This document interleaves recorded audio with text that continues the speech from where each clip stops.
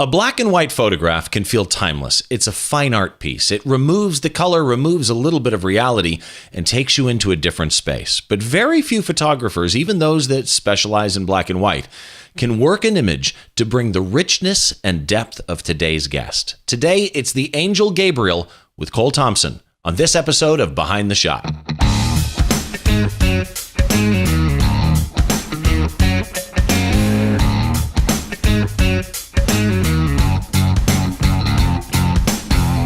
Hi, thanks for joining me, and welcome again to a new episode of Behind the Shot, the podcast that tries to get inside the mind of great photographers by taking a closer look behind one of their shots, because let's be honest, in the end, what really matters is the shot. I try and get an idea from conception to completion and all the stories and problems and troubleshooting that might happen in between.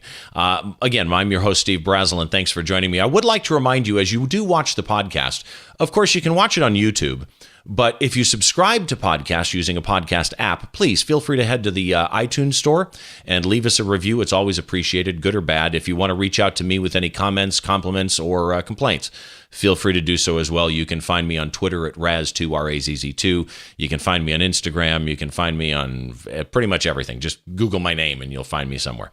So let's get into today's episode. Today's episode of Behind the Shot is kind of an unusual one because this is a photographer that I did not know before I saw his work. I happened to be browsing through 500 Pics, and let me just tell you right now, if you have not just gone to 500px.com and chosen either the popular or the editor's choice and lost hours browsing through images, I'm questioning whether you and I will be able to be friends.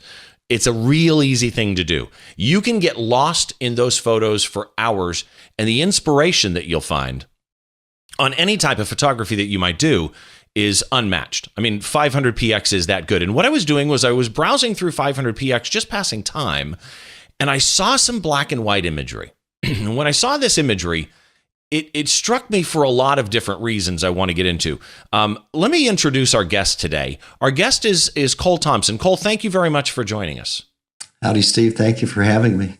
It's my pleasure. You are a fine art photographer, is the best way that I can think of to describe what you shoot. I mean, is that how you describe yourself, a fine art photographer? You know, I don't even know what fine art is, but everyone has a general idea when you say a fine art photographer. They know I'm not working at Sears taking portraits and I'm not doing weddings. So yeah, I use the term fine art photographer just because we all kind of know what that means.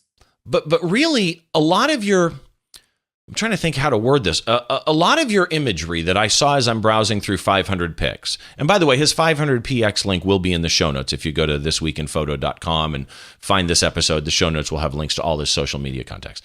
As I'm looking through your photos, though, you do something with black and white. All your pictures that I saw pretty much are black and white. And you do something with black and white that actually makes the black and white feel like color. And that's what jumped out at me when I saw it, was you have this rich depth of shades in your imagery. And I want to get into how you process those. And that's what jumped out at me at the picture we're going to talk about today, but really all of your work. Some of your work, I'm wondering, you know, the cloud, the single cloud is kind of a signature of yours over things. You are self-taught, though. You did not go to photography school. You've recently retired, right? Yes, I've never taken a class, never taken a workshop, just self-taught, and worked as a photographer, worked my career in business, and just retired, and now I have more time to create. And you are fairly prolific with your creations. I mean, I see a lot of work up on the web from you. Your recent portfolio, it's called Melting Giants. That was actually in the 2017 Lenswork magazine, so you're published. And again, the thing that strikes me about your imagery is just the depth that you get out of a black and white. I see so many black and whites where the maker thinks that they're contrasty and beautiful and rich, and they're flat. Your image is not that way whatsoever. So before I bring up the shot, why do you shoot everything black and white? Well, I don't really know. I tell people this story, and I don't know if it's completely true, but I grew up in a black and white world. When I was a child, the news was in black and white. Television was in black and white. The movies were in black and white. Even our nation was still segregated into black and white. And so that's the world I grew up in, and perhaps my art is an extension of that world. I don't know why. I just love it. It resonates with me. I see color, and it's not that interesting to me. So I don't know why. It just, that's how I see. You know, I've heard so many quotes about black and white photography, and I wish I could remember them now. You know, it was something to the effect of strip away the color and you really get to the emotion of something. And that's kind of a good description of your work, because a lot of the work that I see from you is, what's the word I'm looking for? I started to say surrealistic, and it's not, but it's ethereal. You know what I mean? Yeah. There's a ghostly effect to your images, even the ones that don't have ghosts in them. So that kind of brings us up to this image. Let's bring this thing up and talk about it. Tell me a little bit, first of all, the name of the image. Did you have any concept when you went into shooting this image? You know, tell me a little bit about the image itself. Well, this is the Angel Gabriel, and I need to present perhaps some background. Up until this point, this image, I really considered myself a photographer. I didn't think I had any creative ability, and so I compensated through trying to be technically excellent. I thought I could compensate for lack of creative ability with technical ability. And I was, at this time, I had a mentor, and she was trying to convince me to be more creative and to manipulate the image. And from my background, manipulation was a dirty word. It was an unforgivable sin to manipulate an image. I thought I was there to document reality. And about this time, I was out photographing in Newport Beach, on the Newport Beach Pier. And I was just photographing the pier itself, and it was very crowded with lots and lots of people. And through long exposure, I was making them disappear. And the image was interesting, but it just lacked something. And so I was looking around for a subject when I saw this homeless man eating food out of a trash can. He was eating French fries out of a trash can. And I thought I would ask him to help me with the image. And it turns out his name was Gabriel. And so I asked him if he would help me with... Wait a minute. I've got to interrupt you here. Coincidentally, his name was Gabriel? Well, that's how the image got its name. So, yes, his name was Gabriel Stan. He was from Romania. He and his father had escaped Romania at the fall of Ceausescu. And he was homeless, and his father was living nearby. So I asked him if he would help with this photo. I would buy him lunch.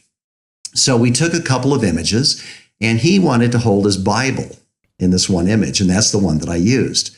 And it's a long exposure so that all of those crowds of people disappear, except for those couple of ghosts in the background who lingered just long enough to record themselves. So after the photo was taken, I took Gabriel to have lunch at one of these 4-star restaurants that line the beginning of the pier. And he was dirty, he was homeless, he was barefoot, and the people gave me the eye, why are you bringing him in here? But we sat, and I said, Gabriel, order anything that you like. And he said, well, I'd love to have a steak with mushrooms and onions. I haven't had one for years. And when the waitress brought it, he picked it up and ate it with his hands. He was a delightful fellow. He was clearly impaired from years of drug use, but he was there. And we talked about Romania. And I told him that I was half Romanian, so we talked about the old country and about his father who lived nearby, and just had a nice time. He had not been on drugs for some time. And as we ended the meeting, I just thanked him and asked him if I could get his father's address. And if I sold any of these images, I'd be happy to send a portion of the proceeds. And he said something that made the day. He said, give it to someone who can really use it. I have everything that I need. And he walked away with 2 possessions, a bedroll and a Bible. And that was one of the things that makes this image special to me, was just the encounter of meeting Gabriel. And that attitude, such a great attitude. You know, when I'm somewhat left speechless by the description. When you made the comment, when you and I were talking, you know, picking images that we might discuss, and you said, "Oh, the Angel Gabriel, it's got a great story behind it, and it would be a really good one to discuss." And I had no idea the story you were going to tell. And, you know, I always like to say that an image shouldn't need a story to have meaning, and this one does not. This one stands on its own. But oh my gosh, with the story behind it too, it is. Well, I'm with you. I don't like to have a story that needs to be told, but I think the story makes it more memorable. Yes, exactly. The story on this one, again, I'm going to use the word. I'm overusing this word today. It adds depth to this image. It's no longer just an image of a guy. First of all, I didn't know he was homeless. You know what? Let's get into the technical stuff really quick, because obviously this is a long exposure, which caused blur. This is, you mentioned, which I love, by the way. So many people are so hung up on, I have to be technically perfect. I have to be technically perfect. I'm one of those people. I love my images to be tack sharp, right? But some of the favorite images, I'm a concert photographer, and some of my favorite images that I've shot, they're not tack sharp, but they capture the moment, right? They tell the story of that show. The name, the Angel Gabriel, the fact that his name was Gabriel worked into how the image got its name, but yet he also carried the Bible. He didn't want anything. It almost is kismet. It just worked that his name happened to be perfect for a perfect title for this image. When you were shooting this, and you were originally just shooting the pier, and one of my questions was going to be, you live in Colorado. Where'd you find a pier? Now we know, Newport Beach. When you're on the pier and you're shooting long exposures, trying to get the cloud movement and have the people disappear, etc., and you realized it was missing something, and you asked this homeless gentleman, Gabriel, to help you. Did you, when he said to you, because one of my questions was going to be, did you ask him to open the book like that? He wanted to hold the Bible. He opened it on his own? Yes. Because the flutter of the page also tells a story, that the book is not a prop type thing, that the pages are being turned. When you shot this inside on the back of your camera, did you, because a lot of people don't get it yet. It's like, I got to pull it up. I got to see it. I'm assuming you shoot on the back of your camera in color and the black and white's post. Well, I shoot in color, but because I'm in raw and monochrome mode, I see it in black and white on the back of my camera. Okay. So then you had an instant idea whether it was going to work or not. Did you know immediately the gold that you had when you saw this? Yes, and I mentioned earlier that up until this point, I had thought of myself as a photographer, and this was a significant image in my life for another reason. It's the first time that I consciously created an image according to my vision. Consciously made it look the way that I saw it in my head, not the way I saw it with my eyes.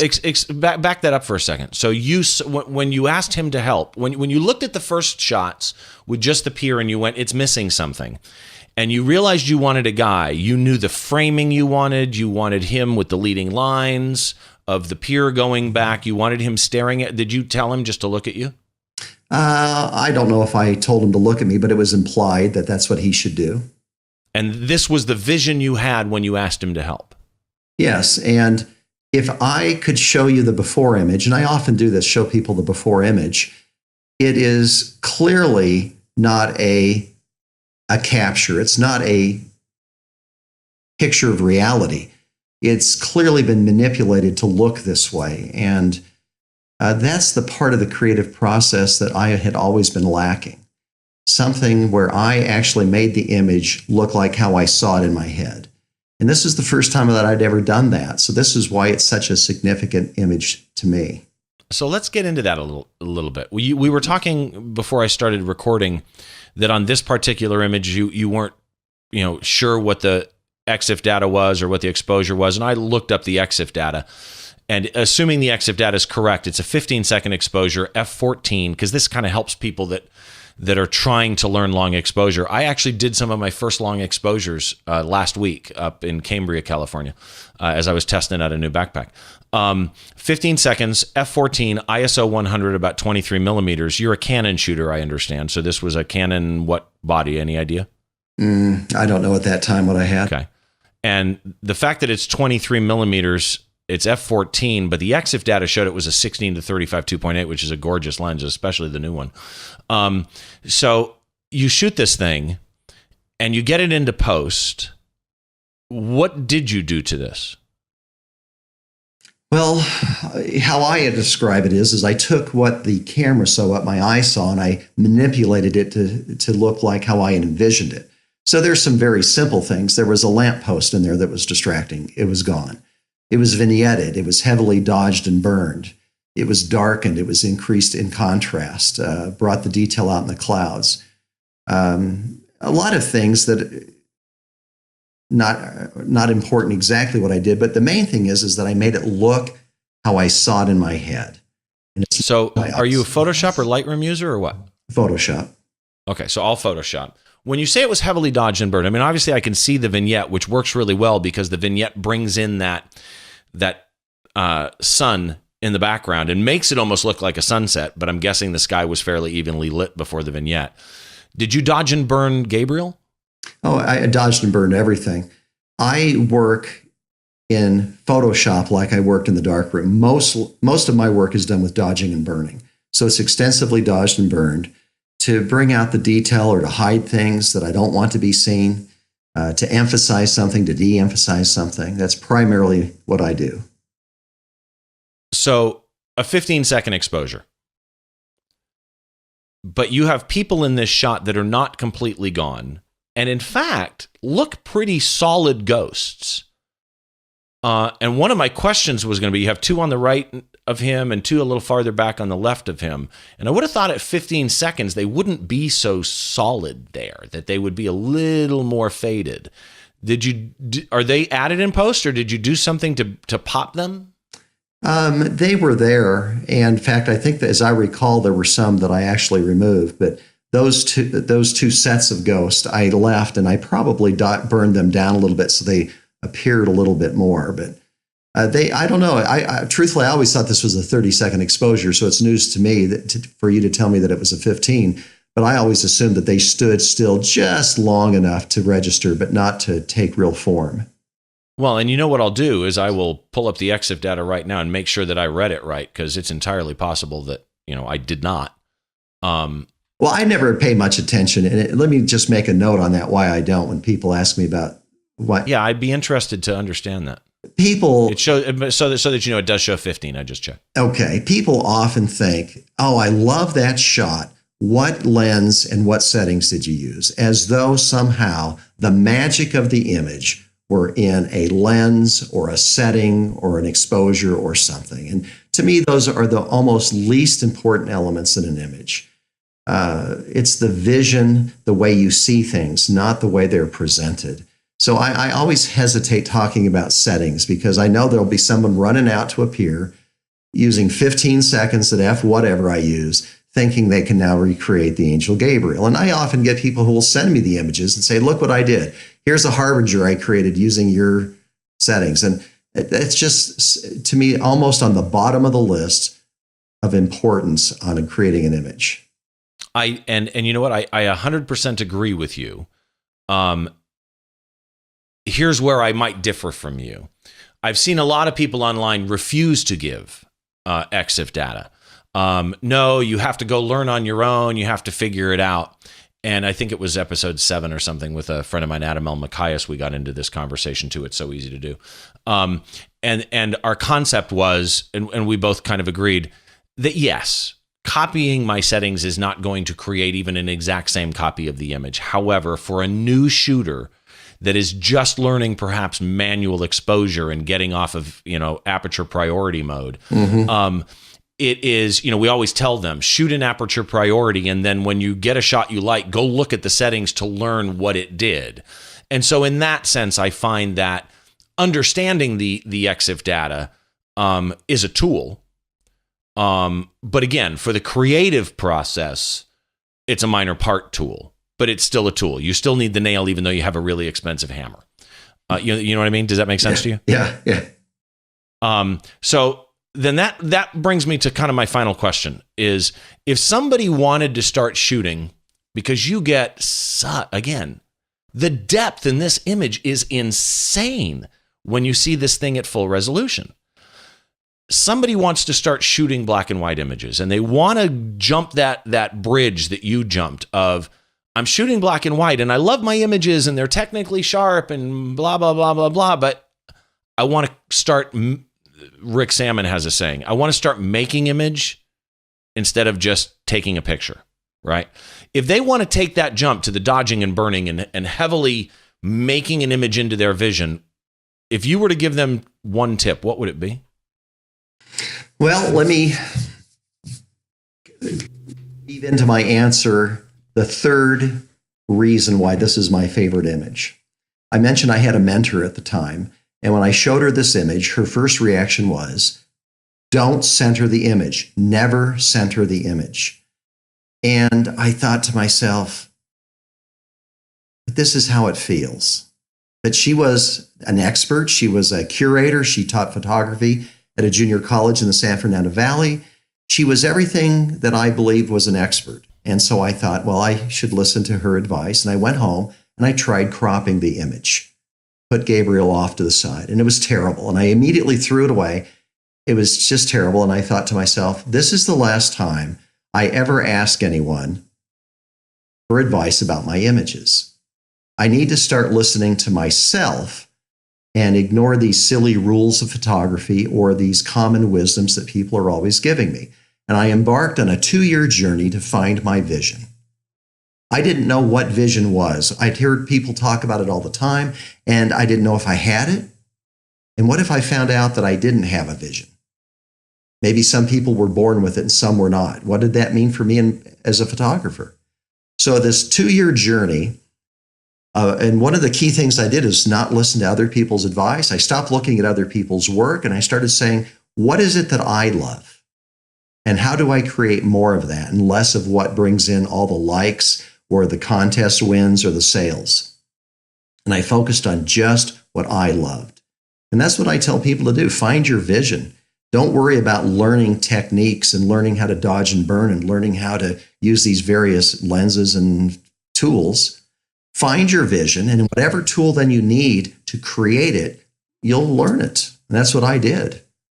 I didn't have much experience with long exposures and people when I went to Auschwitz and shot the Ghost of Auschwitz series, but I had a vision of what I wanted, and I learned how to do it. You know, that. And the neat thing about following a vision, or as I call it, finding your voice, as it were, is it does require what you did. I cropped him, I put him on the right, I threw it away. It requires experimentation, and many of those experiments will fail. Many of those experiments will make you think, I'm working on the wrong image. Maybe this image isn't good. Maybe I need to pick a different image. I've had images where I worked them to death. And in my head, I saw what I wanted and I couldn't get it. And what I would find is two things. One, I would find another image in my sequence that fit the image that was in my head, and I was able to work it that way. And that first image would disappear for a year, and suddenly I'd stumble on it a year later, and I'd realize it wasn't the image that was wrong. It was the vision. The vision that I had in my head, that wasn't the image for. But later, when I had a different image in my head, that image worked. It doesn't mean the image is trash. It doesn't mean that the image doesn't get attention. It means maybe it's not the time. Maybe it's not ripe. And you wait. And there's another misconception. I've had people say every image you take is a great image. And what they don't understand is I take about 500 images to get one good one. So, but they only see the good ones. And well, yeah, and that's a big problem is people need to. When people ask me about photography and they want to be seen, I always tell them, only show images of how you want to be seen. Yes. There are people that think I suck and there's people that think I'm good. But the people who do think I'm good only think I'm good because that's all I've shown them. I couldn't say it better. Only show the good ones. Yeah. Everybody will differ on what a good one is, but quote. There's a quote from my buddy Adam L. Macias, something to the effect of, stop comparing your it's something to this effect. And Adam, I apologize, I'm butchering it. I use it in one of my presentations though, because it's one of my favorite photography quotes. Stop comparing your behind the scenes with other people's highlight reel. Oh. Now, at first, it's just a sentence, right? But when you really sit on that for a second and realize when you're doing a dump of 50 images on Flickr or on Facebook, and the other guy dumped 2 pictures. He's putting up his highlight reel, and you think he's amazing because you're seeing his highlight reel, and you're going, I'm not amazing because I got 50 shots here and 48 of them suck. Well, you should have posted 2. It's really what it comes down to. So, Cole, let's tell people how they can find you. Again, Cole Thompson. Your website is? ColeThompsonPhotography.com. Okay, ColeThompsonPhotography.com. And I don't remember, you've got some social media links there. But let me give out a couple of them, the ones where people will most likely go looking for you. Instagram, popular right now. On Instagram, you are Cole P. Thompson. On Facebook, you are Cole Thompson Photographer. On Twitter, you're Thompson CD. And you're also, I got to throw this one out there, 500px. You're Cole 10, Cole 10, because that's where I browsed through your photos and found you. People, you got to go look at 500px. But you're also on Flickr, you're on Tumblr, you're on Google+, and all of those links will be in the post for this show. Cole, thank you so much for joining me and talking about the Angel Gabriel today. Thanks so much, Steve. It's my pleasure having you on. And there's a couple other shots. I got to get you on again sometime. Again, thank you to everybody for watching. My name is Steve Brazel, the host of the Behind the Shot podcast on the This Week in Photo Network. I appreciate, as always, you joining. Subscribe to the podcast if you want to. You can do so on the blog post associated with this or on any of the pages on thisweekinphoto.com. Thanks again. We'll talk to you next episode.